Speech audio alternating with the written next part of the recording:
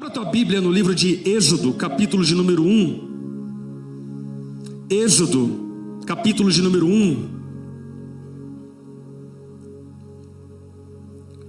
O tema da conferência é Até que Ele venha.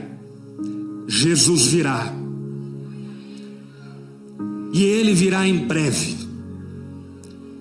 E quando Ele vir, estabelecerá o reino eterno dentre os homens, um reino de paz, justiça e alegria para toda a eternidade. Não haverá mais mar na Nova Jerusalém, que nos separa daqueles que nós amamos. Ele enxugará dos nossos olhos todas as lágrimas, não haverá mais dor, nem tristeza, nem morte, porque a antiga ordem terá passada, e o Senhor estabelecerá para toda a eternidade a sua vontade plena, agradável e boa entre aqueles que o temem. Jesus virá. E até que Ele venha, nós estamos nesse mundo transitório, como forasteiros e peregrinos, esperando a vinda do Rei, esperando a plenitude dos tempos, para que dessa forma e dessa maneira sejamos encontrados fiéis a Ele. E até que Ele venha, existe uma série de atitudes, posturas que eu e você devemos ter como seu povo. Não podemos ter uma escatologia, uma ideia do fim dos tempos escapista. Precisamos ter uma escatologia responsável, que leva-nos a termos esperança acerca da segunda vinda de Cristo, mas ao mesmo tempo assume a responsabilidade que está diante de nós. É sobre isso que eu quero falar com você nessa manhã. Antes de lermos o texto de Êxodo, eu quero lhe contextualizar nesse texto, para que depois então nós apliquemos a palavra de Deus ao nosso contexto. Êxodo é o segundo livro da Bíblia, que está inserido dentro do Pentateuco, os primeiros 5 livros da Bíblia, logo após Gênesis. Ele está logo após Gênesis, porque de fato é uma continuidade de Gênesis. Em Gênesis, Deus cria os céus e a terra, cria tudo de forma perfeita. Então cria o homem e a mulher, e o homem e a mulher pecam contra o Senhor, se desviando dos caminhos do Senhor e sendo apartados da glória de Deus. Entretanto, Deus, que é rico em misericórdia, através do patriarca Abraão, promete à humanidade salvação, redenção. Deus dá a Abraão uma promessa, e a promessa que Deus dá a Abraão é que a descendência dele, por meio dele, seria fértil, estaria em toda a terra. Ele diz para Abraão olhar as estrelas do céu e contar, se é que ele podia contar. Ele fala para Abraão olhar o grão de areia no mar, se é que ele podia contar, e diz: a sua descendência será mais numerosa do que os grãos de areia na terra e que as estrelas do céu. Deus dá a Abraão a promessa de um grande povo. Isso é glorioso, porque quem estava prometendo não é homem, nem filho de homem, para que minta ou se arrependa daquilo que diz. E ainda diz a Abraão que por meio dele todas as nações da terra serão abençoadas, que no reino de Deus não haveria fronteiras linguísticas, étnicas, mas a mensagem que viria de salvação por meio de Abraão alcançaria gente de toda língua, povo e nação. Eu posso ouvir um aleluia? Então, o livro de Gênesis continua e começa a narrar a história de um homem chamado José. Quantos aqui já ouviram falar de José? O da novela da Record, já ouviu falar? José, ele é filho de Israel, e de uma forma providencial ele é levado ao Egito e lá no Egito se torna um grande funcionário na casa de um homem rico chamado Potifar. Posteriormente se torna um preso destacado na prisão no Egito. E então, dado o momento, Faraó o torna governador sobre o Egito, o grande império egípcio. Naquele momento que José se torna governador do Egito, era o momento de ele cantar "Minha vitória tem sabor de mel", e esmagar e vingar os seus irmãos que haviam sido traíras com ele. Entretanto, José, exemplificando a misericórdia e graça de Deus, acredita na soberania de Deus e entende que, ainda que os seus irmãos houvessem lhe causado mal, o vendendo como escravo, eles fizeram parte do plano e da vontade de Deus para preservar sua família. E de uma forma graciosa, José perdoa os seus 11 irmãos, traz a sua família para o Egito, que naquele momento contava cerca de 70 pessoas. Então todos eles são trazidos ao Egito. E lá no Egito, a família de José então finca raízes, prospera e cresce. E aí nós chegamos em Êxodo capítulo de número 1. Você está com a sua Bíblia aberta? Acompanhe a leitura do texto a partir do verso 1. Estes são os nomes dos filhos de Israel que se mudaram para o Egito com Jacó, cada um com sua família. Na ponta esquerda, Rubem; na ponta direita, Simeão; no meio, Levi; na zaga, Judá; Isacar no gol; Zebulon, Benjamim, Dan, Naftali, Gade e Aser. Ao todo desceram ao Egito 70 descendentes de Jacó, incluindo José, que já estava lá. Com o tempo, repita comigo, com o tempo, eu e você não conseguimos parar o tempo. O tempo passa para todos nós. Você é jovem, adolescente, eu preciso dizer para você: amanhã velho será. E o tempo passa rápido, muito rápido. Com o tempo, José e seus irmãos morreram, e toda aquela geração chegou ao fim. Nós somos mortais, ainda que eternos. Somos finitos, ainda que eternos. Temos um começo e um fim nessa vida, e vamos chegar ao fim. E talvez o conselho mais sábio que você possa ouvir e entender na sua adolescência é que a vida vai passar, e ela vai passar rápido. Foi dado ao homem a oportunidade de viver uma só vez. Depois disso, como escreve Hebreus, juízo. Em Atos, falando acerca de Davi, diz que Davi serviu a sua própria geração, depois morreu e o seu corpo apodreceu. Nós vamos passar. E aliás, se seus bisnetos lembrarem de você, você já deixou um grande legado na terra.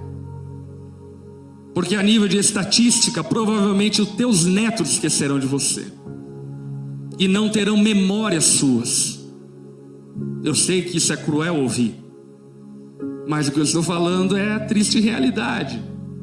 Nós vamos passar. E a geração de José passou.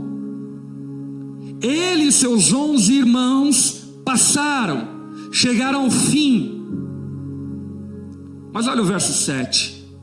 Seus descendentes, os israelitas, tiveram muitos filhos e netos.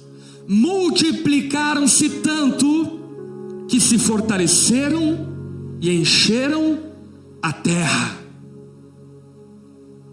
Deus é fiel para cumprir as suas promessas. aquilo que ele prometeu a Abraão está sendo cumprido na descendência de José. José e seus irmãos morrem, mas a semente deles é proliferada, multiplicada, formando um grande povo. Aqueles 70 familiares de José agora já haviam se transformado em milhares, se não milhões de pessoas morando no Egito, na terra de Gósen, lá no Egito. Eles haviam se multiplicado e crescido avassaladoramente. Cresceram e se multiplicaram de maneira extravagante, porque Deus é fiel para cumprir aquilo que promete. E aqui então nós vemos um grande povo, mas nós temos um problema. Os patriarcas desse povo morreram. Os 12 morreram. José e todos os seus 11 irmãos. Vamos orar? Baixa tua cabeça, fecha teus olhos. Pai, eu te louvo e te bendigo por estarmos aqui reunidos essa manhã. Obrigado por sua rica misericórdia que nos trouxe até aqui.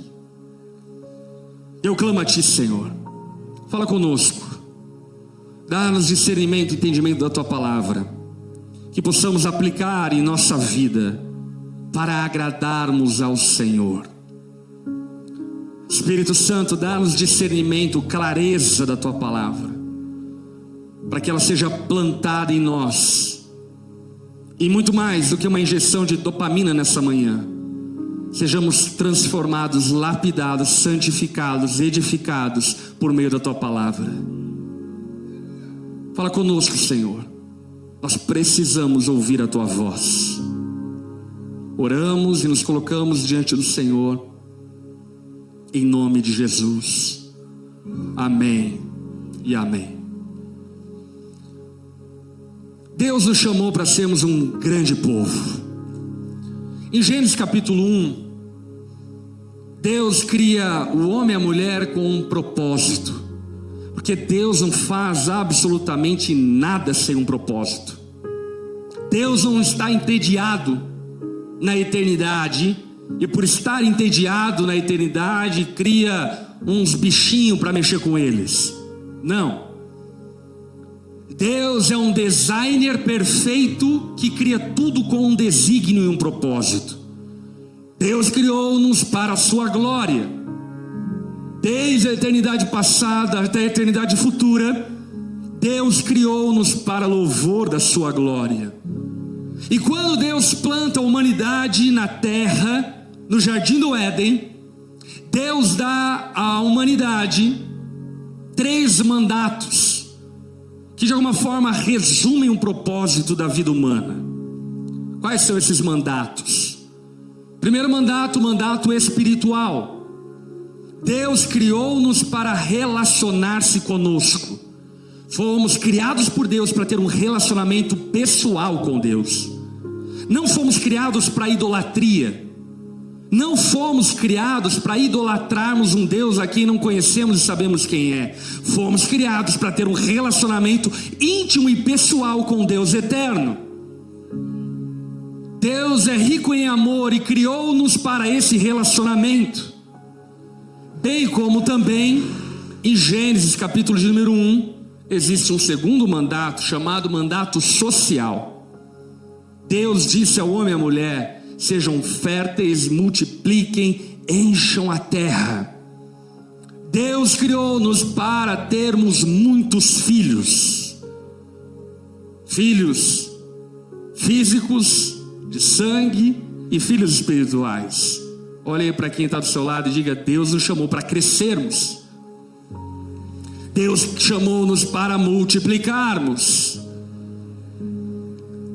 O chamado para o seu povo é que o seu povo cresça, se multiplique, encha a terra.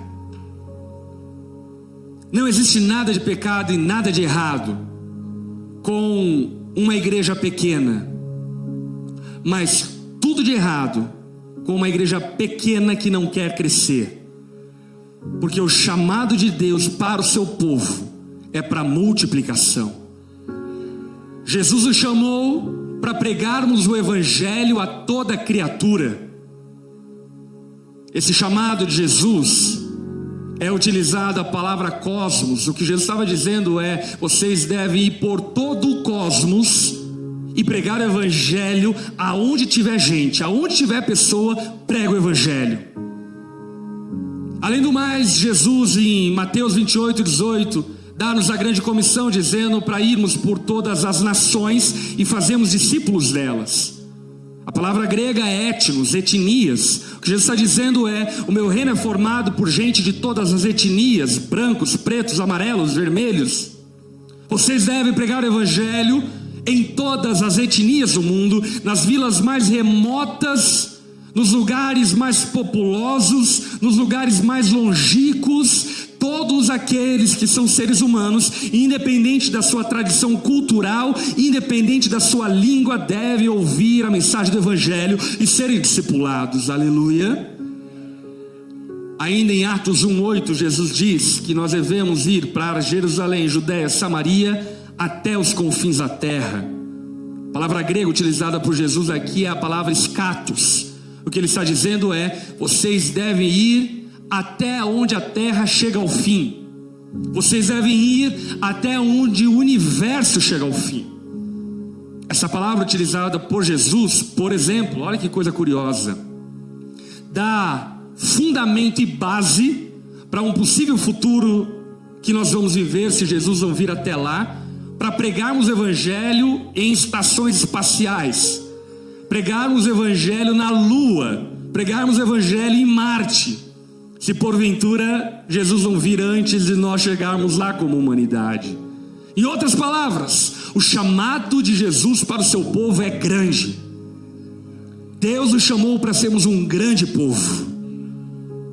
E ainda que, de certa maneira, nós não estejamos tão engajados quanto deveríamos nessa missão, Deus é fiel para cumprir aquilo que promete.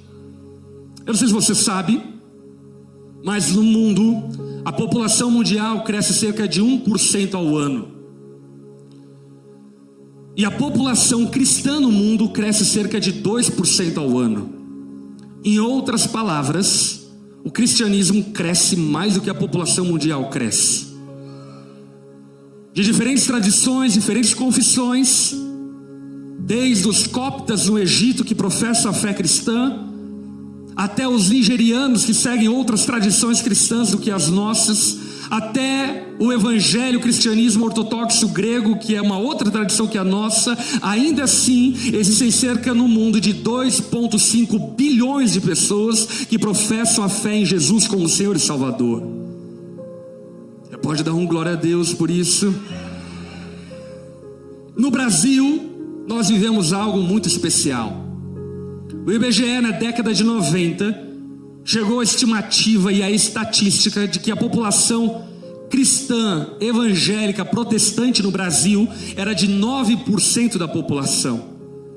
No último ano, o IBGE fez um novo censo, e nesse censo agora atualizado, constatou-se que a população evangélica protestante no Brasil é de 30% da população brasileira. Basicamente, quase a cada 3 pessoas, uma é evangélica protestante. Além do mais, essa última estatística apontou para uma tendência. E essa tendência, segundo o IBGE, é que até 2032, os evangélicos protestantes do Brasil serão 42% da população brasileira. Em 2032, superando todas as outras confissões, tradições religiosas, a maior religião no Brasil, segundo o IBGE, em 2032 será os evangélicos protestantes. Você pode dar glória a Deus por isso?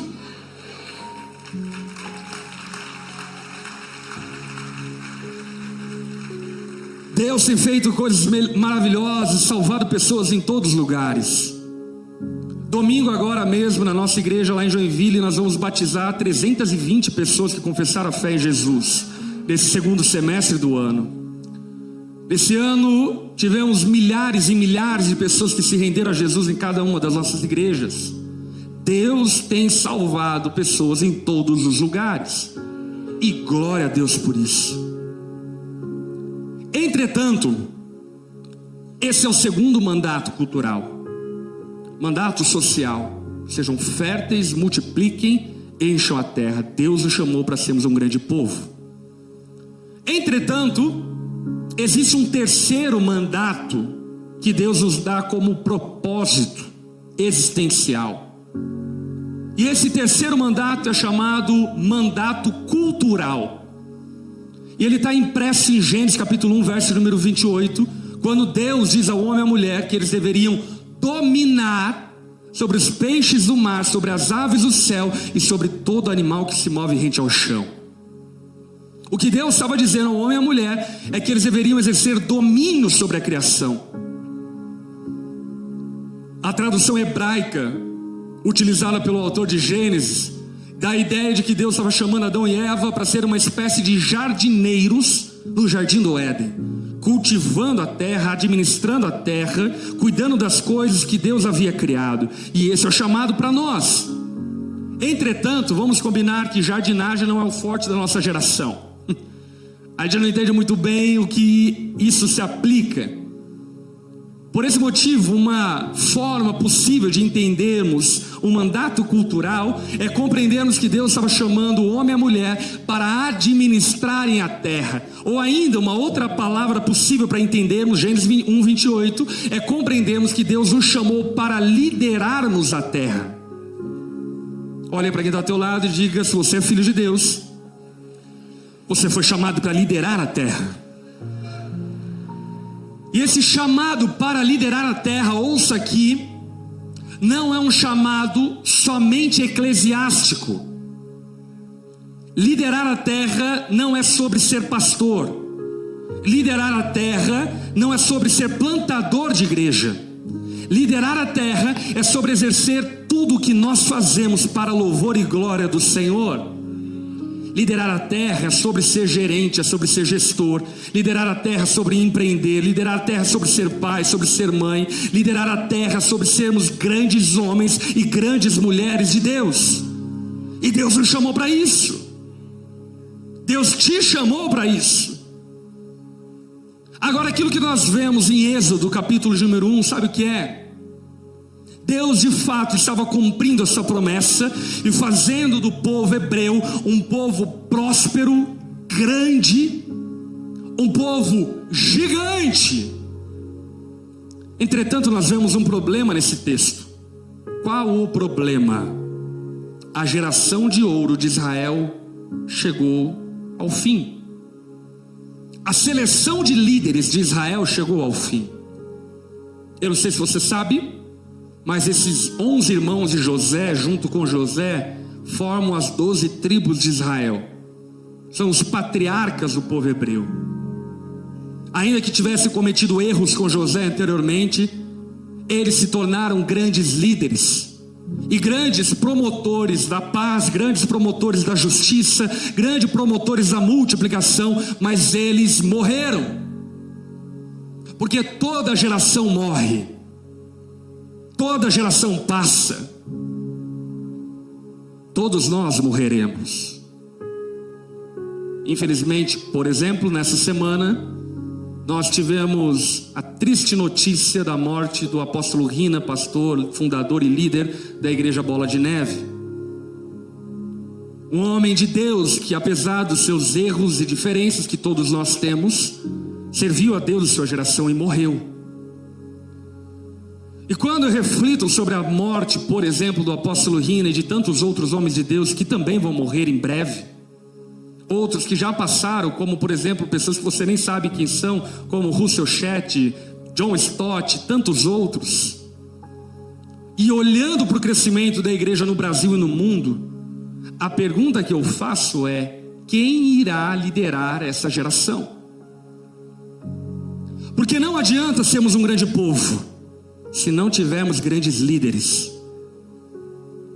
Não adianta sermos uma nação de cristãos se não tivermos grandes homens de Deus liderando essa nação.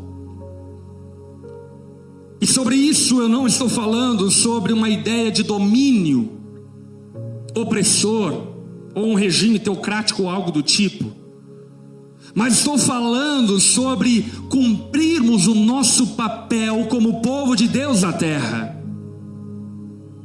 Somos e seremos um grande povo de evangélicos no Brasil, mas ainda assim a educação brasileira está fadada à influência da agenda woke. Somos um grande povo e uma grande nação de evangélicos no Brasil, mas ainda assim os hits musicais são perversos. Somos um grande povo, uma grande nação no Brasil, mas ainda assim somos governados por corruptos e corruptores. Somos um grande povo, uma grande nação de evangélicos no Brasil, mas ainda assim os índices de divórcio continuam subindo. Somos um grande povo, uma grande nação no Brasil, mas ainda assim o índice de violência doméstica continua crescendo. E diante disso, o questionamento que nós devemos fazer é: será que é suficiente sermos um grande povo? E a minha resposta para você é não. Deixa eu falar uma coisa para você. Eu acho maravilhoso aquelas famílias grandes, mas grande de verdade, com força, que faz muito tempo que no Brasil não existe, mas ainda é comum, por exemplo, nos Estados Unidos, sabe? Aqueles almoços familiares, tipo no quintal de casa, que tá o vô, a avó, 11 filhos, 50 netos, 30 bisnetos. Cara, é fantástico isso. É maravilhoso isso. Desde que os líderes dessas famílias sejam homens de Deus e mulheres de Deus. Porque vamos concordar que ainda que essa foto no Instagram seja maravilhosa, se esse vô, essa avó, se esses pais e mães não forem homens de Deus, mulheres de Deus, essa família vai ser um caos.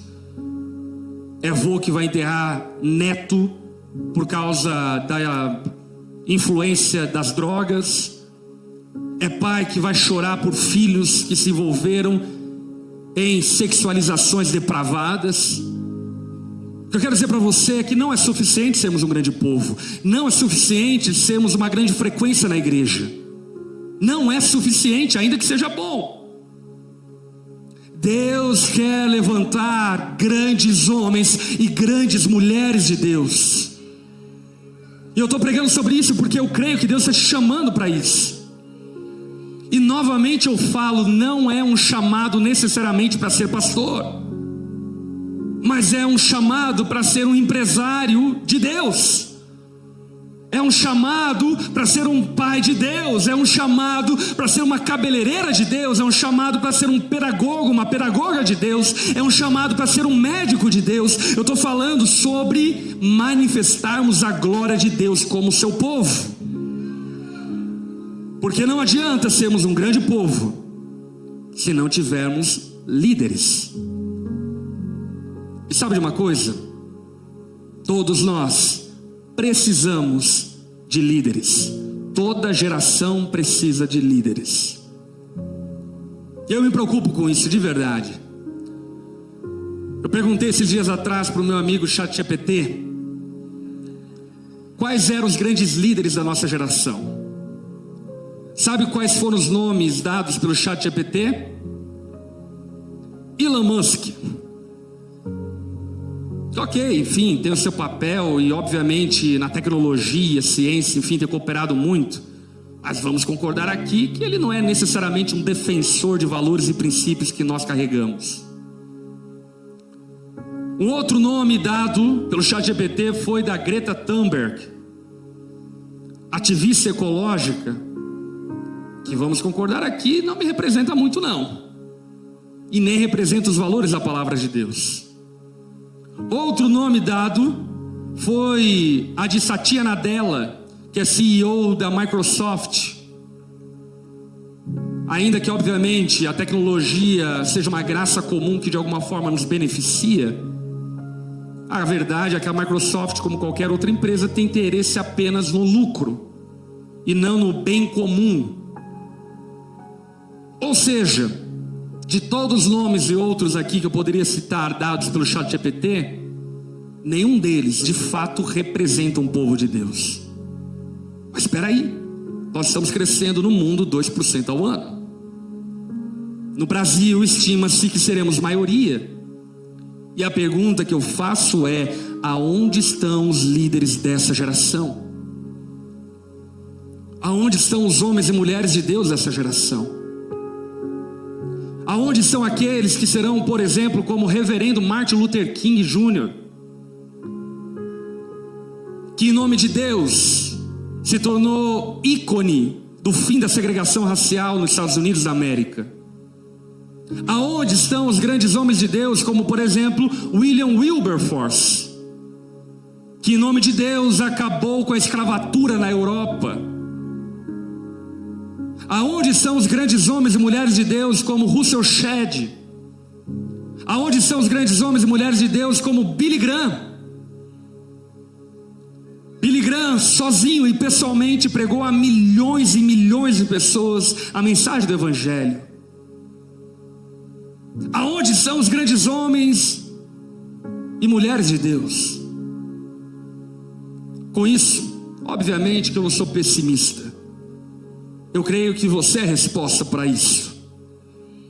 Até porque as lições que podemos aprender estão no passado, mas as oportunidades estão no futuro. Existem oportunidades maravilhosas para que eu e você sirvamos a Deus em nossa geração. Existem lacunas abertas na mídia, no jornalismo, na pedagogia, na estética, na moda, na igreja, para que sirvamos ao Senhor. Toda geração precisa de líderes, e Faraó sabe disso. Olha só o texto bíblico, ainda em Êxodo capítulo 1, agora de verso número 8. Por fim, subiu ao poder no Egito um novo rei.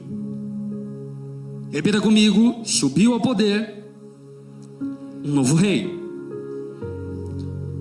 Aprenda uma lição da vida muito cedo. Não existe vácuo de liderança. Onde líderes morrem, outros líderes surgem. Qual é o problema disso? Que muitas vezes esses líderes que surgem são perversos, malignos, depravados. E esses líderes que surgem perversos, malignos e depravados, surgem por causa da omissão de uma geração que não ocupa o seu lugar, que não se posiciona como líderes e administradores da terra. José e a geração de ouro morreu. E quem ocupou o lugar? Faraó, um novo rei no Egito. E olha o que o texto diz: não sabia coisa alguma sobre Jacó. Porque aqui está uma lição preciosa. Sabe qual? Satanás a todo o tempo está tentando reescrever a história,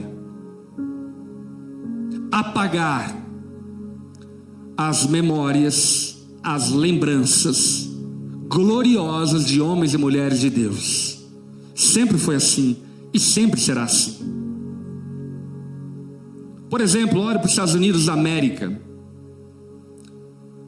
Os Estados Unidos da América tem como fundação o protestantismo cristão. Os ideais americanos são protestantes por fundação. Os Estados Unidos da América se tornou a grande potência mundial econômica, poderio bélico, através de valores e princípios cristãos, desde os batistas, anabatistas, presbiterianos e tantos outros que fizeram parte da fundação americana. A Constituição americana, em grande medida, ela é inspirada em valores cristãos. Além, obviamente, de grande parte da cadeia presidencial americana ser formado por cristãos protestantes. Entretanto, se você for analisar a sociedade americana, você vai perceber o quanto ela está destrambelhando para tudo aquilo que não é cristão. Agenda woke dominando o cinema, ideologias dominando Hollywood. Certamente você deve ter ouvido falar dos escândalos, por exemplo, do Puff Daddy ou P. Diddy. E isso é apenas a ponta do iceberg de uma geração e de uma nação corrompida moralmente, nos seus valores e princípios, ainda que cristã.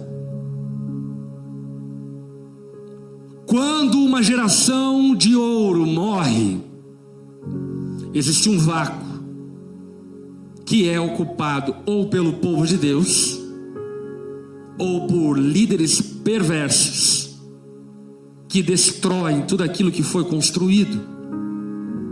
A memória do passado é apagada. E deixa eu lhe falar uma coisa: estude de fato e verdade a história. Não seja refém de pílulas revisionistas das redes sociais. Estude a história. Veja, por exemplo, questões fundacionais do Brasil que fizeram nós sermos a nação que somos. Visite a história e veja coisas que na aula de história, infelizmente, você não vai aprender, e que fazem-nos reféns de mentiras e enganos, por não sabermos quem nós somos como povo. José morreu, os irmãos morreram, Faraó ocupou o poder. E olha o que o texto diz: o rei disse ao povo, verso 9: vejam, agora o povo de Israel é mais numeroso, mais forte que nós. Precisamos tramar um plano para evitar que se tornem ainda mais numerosos. Se não o fizermos e houver guerra, eles se unirão aos nossos inimigos, lutarão contra nós e depois fugirão dessa terra. Assim os egípcios nomearam capatazes para dirigir o trabalho do povo, sob opressão. Os israelitas construíram Pitom e Ramsés, duas cidades que serviam de centros de armazenamento para Faraó. Porém, quanto mais eram oprimidos, mais israelitas se multiplicavam e se espalhavam, e mais preocupados os egípcios ficavam. Por isso, os egípcios forçavam com crueldade o trabalho pesado, tornaram a vida deles amarga, obrigando-os a preparar argamassa, a produzir tijolos e fazer todo o trabalho nos campos. Eram cruéis. Repita comigo: eles eram cruéis em todas as suas exigências. O que o texto está descrevendo é a consequência automática, sintomática da ausência de homens de Deus e mulheres de Deus em uma geração. Quais consequências? Um crescimento desordenado. Somos um grande povo, mas, por exemplo, nossos valores e princípios não nos norteiam ao ponto de fazermos uma reengenharia pedagógica para influenciarmos uma nova pedagogia no Brasil, porque o nosso crescimento é desordenado. Somos um grande povo, mas somos divididos em guetos, em tradições que não compreendem a beleza da multiforma do corpo de Cristo. Nos achamos grandes como igreja local e nos esquecemos que a nossa igreja local é apenas um cisco do corpo de Cristo. Ela não é o corpo de Cristo. Esse crescimento desordenado gera todo tipo de mal, porque de alguma forma não nos juntamos para de fato fazermos a diferença onde estamos. O que eu quero dizer para você é que esse é o plano diabólico de Faraó: nos dividir. E nós caímos feito trouxas nesse plano. Eu não sei se você já estudou a questão da escravatura racial, enfim, do último século, aonde o continente africano se tornou o grande exportador de escravos para o mundo. Você sabe qual é o motivo, além obviamente de teorias malucas de poderio e superioridade racial, mas qual foi o motivo pelo qual tantos negros se tornaram escravos trazidos da África? Sabe qual é o motivo? Porque diferente da Europa, que tinha uma coalizão de poder e combinados e acordos, que ainda que fossem países distintos, tinham relacionamento entre si. Diferente da Europa, o continente africano ele era fragmentado e continua sendo fragmentado em diversas vilas, vilarejos, reinos, poderes. E então guerreavam entre si. E quando principalmente os europeus começaram a invadir e comprar escravos na África, não havia uma coalizão forte na África para deter a escravatura. Em outras palavras, eles eram um grande continente, mas não tinham grandes líderes, e por esse motivo foram reféns de um mercado escravocrata perverso, que importou escravos por todo o mundo. O que eu quero dizer para você é que não adianta sermos grandes se somos divididos. Não adianta sermos grandes se não comungamos com os nossos irmãos na fé. Deixa eu lhe falar uma coisa. O povo de Deus é muito mais cruel com seus irmãos na fé do que com aqueles que não professam a mesma fé que nós. A crueldade do povo de Deus com seus pastores, líderes, com políticos, com artistas cristãos, com gente que se destaca na igreja, empresários, seja lá o que for, é terrível. Nós somos um povo cruel que cresce desordenadamente e subjuga, diminui em nome do zelo, mas a verdade na prática, a inveja que temos uns dos outros. O crescimento do povo hebreu no Egito era desordenado. E de verdade, digo isso com muito amor pela igreja no Brasil. O crescimento da igreja no Brasil é desordenado. Somos um grande povo, mas que não tem comunhão entre si. É igreja falando mal de igreja, é pastor falando mal de pastor, é líder falando mal de líder, é gente com sede de sangue para sair a última fofoca na internet, para dar a sua opinião relevante teológica. Esse tipo de postura e atitude nunca nos fará gerarmos e produzirmos grandes líderes. E qual é a consequência imediata disso? Nós mitigamos a nossa força. E dessa maneira, não somos fortes o bastante para combatermos o mal. A igreja evangélica brasileira, escuta o que eu estou lhe falando. Se houvesse uma convergência de fé, valores e princípios, ela acabaria com a fome no Brasil. O Estado não vai acabar com a fome no Brasil, nenhum político. Quem acaba com a fome em um país é a prosperidade de um povo que se compadece uns dos outros. Não sei qual é a tua ideologia política, partido, e também não vem ao caso aqui, mas deixa eu lhe falar uma coisa: não existe partido, não existe presidente, não existe político capaz de acabar com as mazelas de uma nação. É o povo que faz isso. Somos nós que inclusive elegemos políticos para nos representar. A falta de consciência de força nos faz refém de Faraó. E por fim, opressão. Uma dúvida que eu tenho a respeito do texto de Êxodo é: ok, os 12 morreram, mas por que não surgiram novos? E eu tenho uma suspeita, baseada em Êxodo capítulo de número 2, que é a de nós, ou eles, matarem os seus próprios líderes. Eles sabotarem os seus próprios líderes, sem perceber. Quer ver? Vamos continuar no texto? Olha o verso número 15 de Êxodo 1. O faraó, rei do Egito, deu a seguinte ordem às parteiras hebreias Sifrá e Puá: quando ajudarem as hebreias a dar à luz, prestem atenção durante o parto. Se for menino, matem o bebê. Repita comigo: se for menino, matem o bebê. Deixa eu lhe fazer uma pergunta exegética do texto. Faraó não gostava de menino? Esse bebê chora demais, maternidade lotada.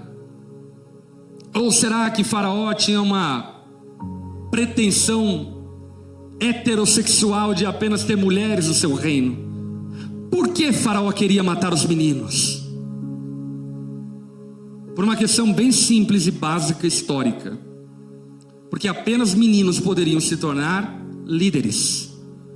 Cultural e contextualmente, as mulheres não poderiam liderar no Egito e nem liderar o povo hebreu, porque isso não fazia parte da cultura e do contexto. Portanto, na verdade, o Faraó, escute aqui, não estava matando meninos. O que Faraó estava matando eram futuros líderes.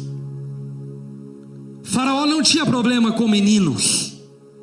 Faraó tinha problemas com líderes que poderiam surgir no meio do povo hebreu. Porque ele sabia que se esses líderes surgissem, eles poderiam unir o povo, e unindo o povo seria liberto. Faraó queria matar os meninos a todo custo. Então, o texto continua dizendo: mas as parteiras temiam a Deus e se recusaram a obedecer a ordem do rei. Assim deixaram os meninos viver. Então o rei do Egito mandou chamar as parteiras e lhes perguntou: por que fizeram isso? Por que deixaram os meninos viver? As mulheres hebreias não são como as egípcias, responderam as parteiras de Faraó. São mais vigorosas e dão à luz com tanta rapidez que não conseguimos chegar a tempo. Deus foi bondoso com as parteiras israelitas, continuaram a multiplicar-se e tornaram-se cada vez mais fortes. E porque as parteiras temeram a Deus, ele deu a cada uma delas a sua própria família. Então o Faraó deu a seguinte ordem a todo o povo: lancem no rio Nilo todos os meninos hebreus recém-nascidos, mas deixem as meninas viver. Faraó era um matador de bebês meninos, porque ele queria matar líderes. Herodes, nos dias de Jesus, emitiu um decreto para matar meninos, porque ele havia ouvido falar de uma profecia antiga que diria que o rei de Israel nasceria. Então ele emitiu um decreto: matem todos os meninos, porque Herodes não queria matar Jesus, ou não queria matar os meninos. Herodes queria matar o rei, aquele que lideraria um povo. A boa notícia que eu tenho para lhe dar é que Deus é soberano na história. E ele nunca perde o controle na história. O senso de Deus, de humor, é muito apurado. Porque Faraó, que queria matar os meninos, na verdade se tornou avô e patrocinador de Moisés. E Deus, na sua soberana vontade, no seu braço forte, usou Faraó como um instrumento para forjar o grande líder de Israel, que seria Moisés. Porque Deus é soberano. Herodes queria matar os meninos, mas Jesus foi protegido e guardado curiosamente no Egito, porque Deus é soberano. Agora, ainda que Deus seja soberano e proteja os seus, guarde o seu povo em todo o tempo, em toda a história, e por esse motivo eu sou otimista em relação à igreja brasileira, não porque eu olho para ela, mas porque eu olho para Jesus. A grande verdade é que nós não podemos ignorar que Faraó tem matado líderes dia após dia no nosso meio. E a maneira como o diabo tem tenta de alguma maneira destruir a igreja de Cristo, o povo de Deus, é matando seus líderes, porque a sentença é muito simples: fira o pastor e todo o rebanho se dissipará. Machuque um pai e toda uma família será fragmentada. Machuque um empresário e toda uma empresa irá à falência. E sabe o que talvez você não perceba e seja vítima disso, inclusive? É que a dialética marxista, ela é exatamente a estratégia de Faraó. Não sei se você já ouviu falar sobre a dialética marxista, mas basicamente a ideia é: coloque o proletariado contra o empresariado, coloque um contra o outro, gerando divisão e guerra para que o Estado então governe sobre um povo. E é exatamente isso que Satanás tem feito, levantando filhos contra pais, pais contra filhos, empregados contra empregadores. E aí então você talvez inocentemente é alimentado e sustentado por uma ideia como, por exemplo, o meu patrão é um vilão, é um homem mau, ele enriquece e eu estou aqui ganhando 2 salários mínimos, 1 salário mínimo e assim por diante. Obviamente o seu empresário, o seu patrão precisa ser um homem de Deus, não desconsidero isso, mas deixa eu lhe falar uma coisa: é por causa dele que você tem um emprego, e por esse motivo você deveria ser cooperador dele e não atrapalhador dele. Satanás mata os seus líderes, e mata os seus líderes de 2 formas. Primeiro, suicídio. Como assim? Eu não sei se você tem conhecimento, mas infelizmente a nossa geração tem sido marcada por grandes líderes que começaram bem e terminaram muito mal. Homens, por exemplo, como Mike Bickle, líder e fundador do IHOP, o maior movimento de oração da nossa geração, que acabou a carreira dele cheio de escândalos de abuso sexual e assim por diante. Homens, por exemplo, como Robert Morris, pastor norte-americano da Gateway Church, uma grande igreja, referência em missões, plantações de igreja, que infelizmente de igual forma acabou seu ministério de forma fadídica. Ou Bill Hybels, pastor fundador da igreja Willow Creek, lá em Chicago, nos Estados Unidos, também um grande homem, um grande legado, que acabou muito mal. Quantos aqui sentem o chamado de Deus para liderarem, seja em casa, na empresa, na igreja? Quantos aqui sentem esse chamado de Deus? Deixa eu lhe falar uma coisa: maldito o homem que confia no próprio homem. Tome cuidado, porque o diabo está ao seu derredor, querendo lhe devorar. Você é um pai? Tome cuidado. A pornografia está batendo na porta todos os dias para destruir a tua família. Você é um líder evangélico? A sede por poder, a sede por dinheiro está batendo na porta todos os dias para corromper suas motivações. Tome cuidado. A primeira forma como líderes são mortos é pelo suicídio. A segunda, pelo homicídio. Homicídio que vem dos pagãos e homicídio que vem do povo de Deus. Faraó está intencionadamente tentando destruir, matar, roubar, ceifar homens e mulheres de Deus de todas as formas inimagináveis. Você já parou para observar que, por exemplo, ainda que o Brasil seja formado em 30% por uma população evangélica protestante, 88% de profissão cristã, ainda assim as notícias sobre os cristãos nos jornais sempre são negativas. Sempre. Todo momento. Toda notícia que sai em um jornal sempre é de alguma forma ofensiva, de rebaixo da igreja de Cristo. E que ganham notoriedade apenas os escândalos que ainda que existam, mas que sem sombra de dúvida não são a maioria do povo de Deus, e que ganham os tabloides, que ganham as capas de revistas, que ganham os grandes jornalismos como Fantástico e assim por diante. Sabe o que é isso? O diabo querendo destruir a igreja. E pior de tudo, nós damos audiência para isso.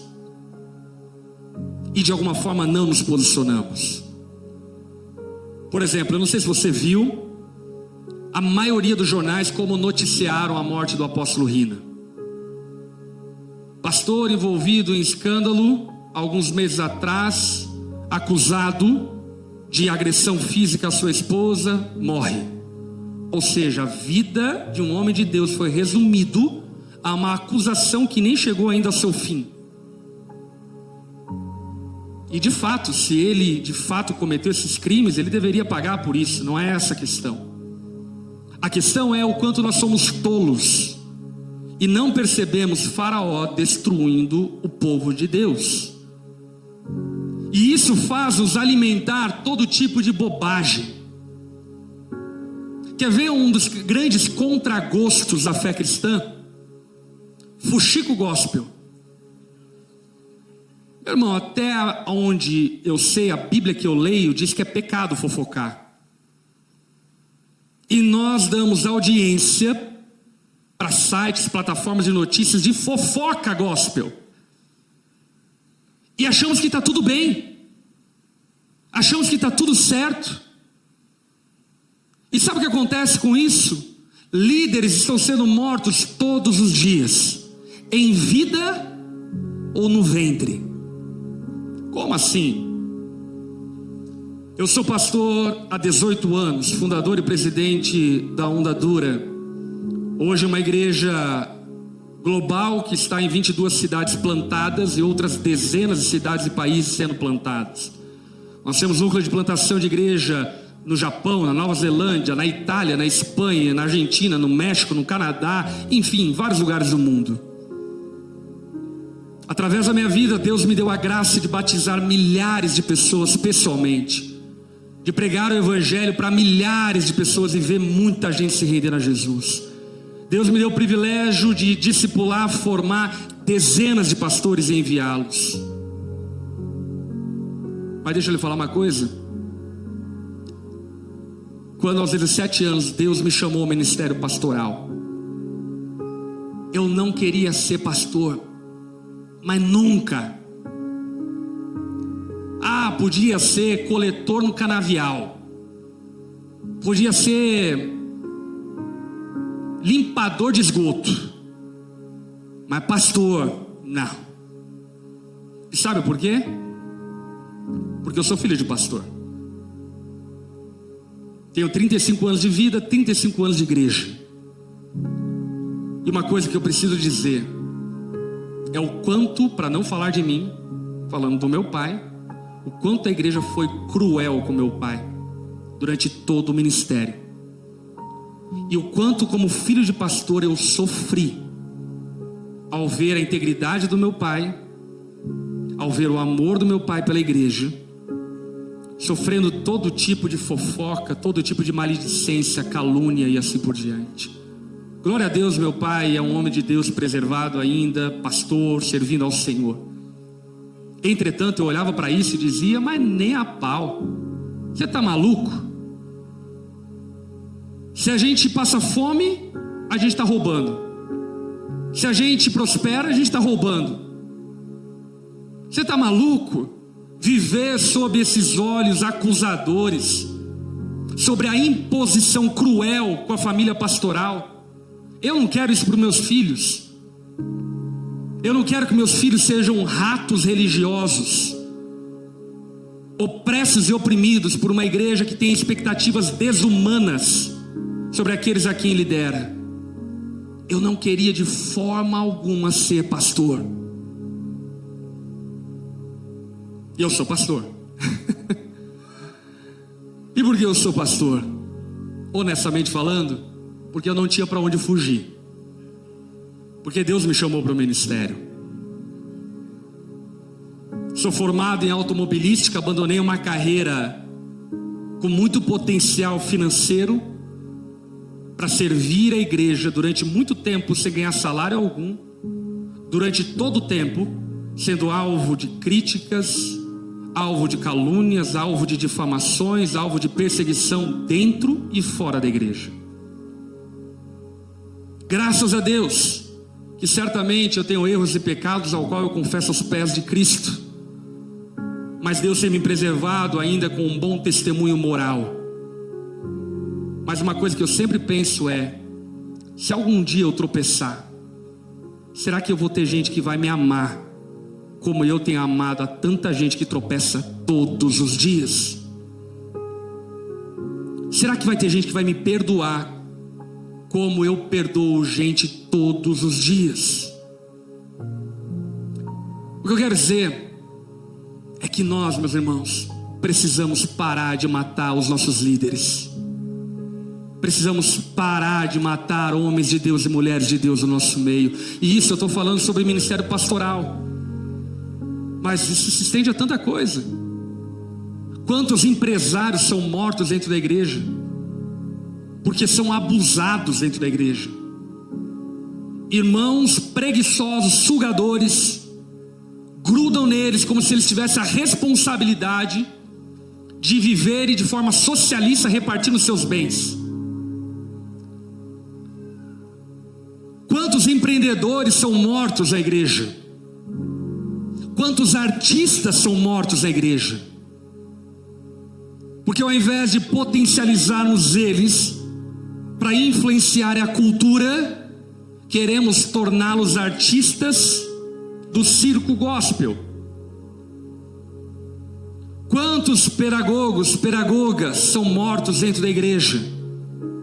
Porque ao invés de impulsionarmos para serem homens e mulheres de Deus aonde estão inseridos, de alguma forma escravizamos eles para servirem a nós mesmos. O que eu quero dizer é que não adianta sermos um grande povo se não tivermos grandes líderes. Não adianta sermos um grande povo se matarmos, por exemplo, aqueles que de alguma forma Deus tem levantado para a vida pública.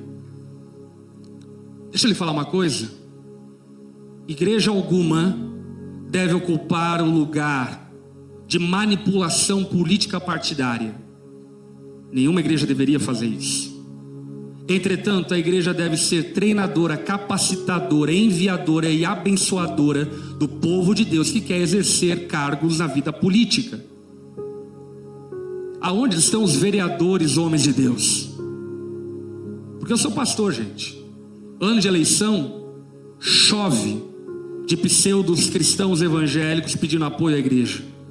E a minha preocupação, sabe qual é? Aonde estão não aqueles que vêm em ano eleitoral, mas aqueles que estão dentro da igreja durante toda a vida, servindo a Jesus, discipulando, servindo uns aos outros. Então Deus os chama para a vida política e nós sabemos quem eles são.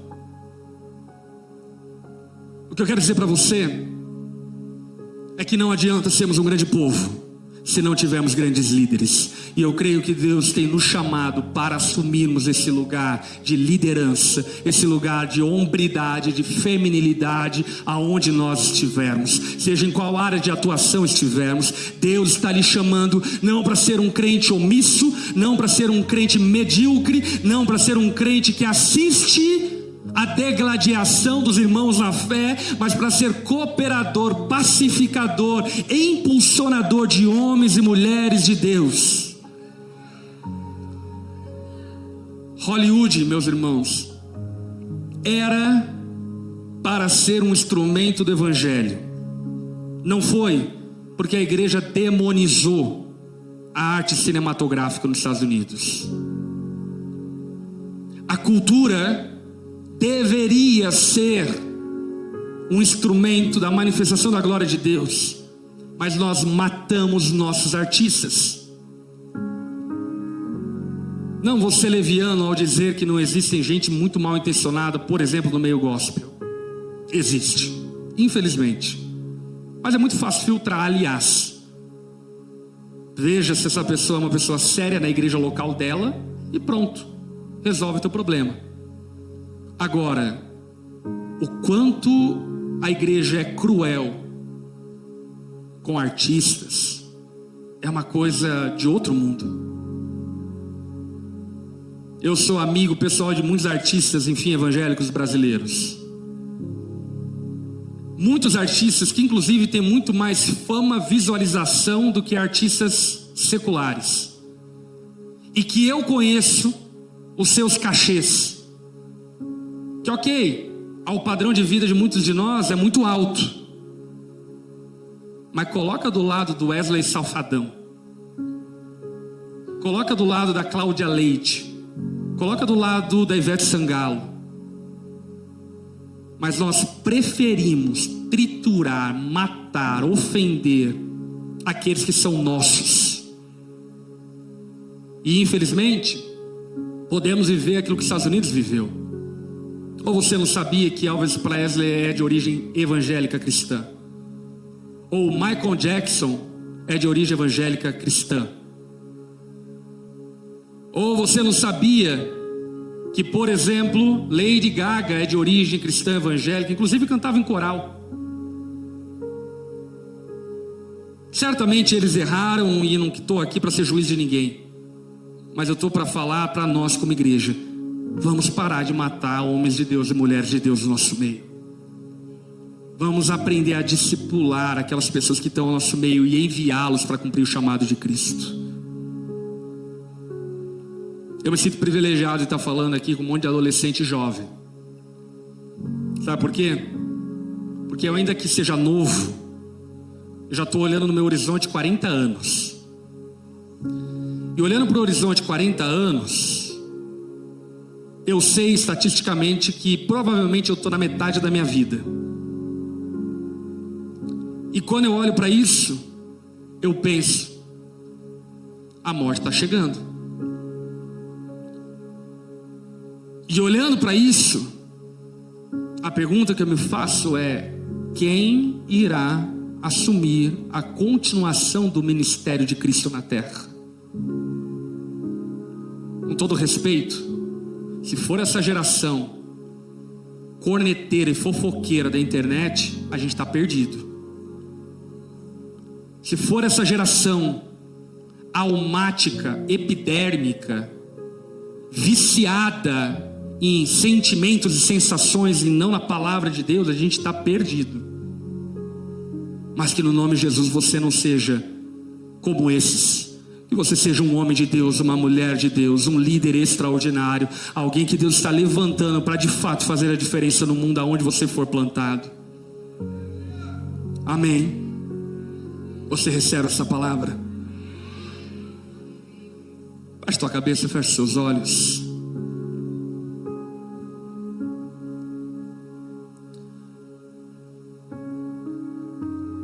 Em especial, eu quero orar pelos 20 menos.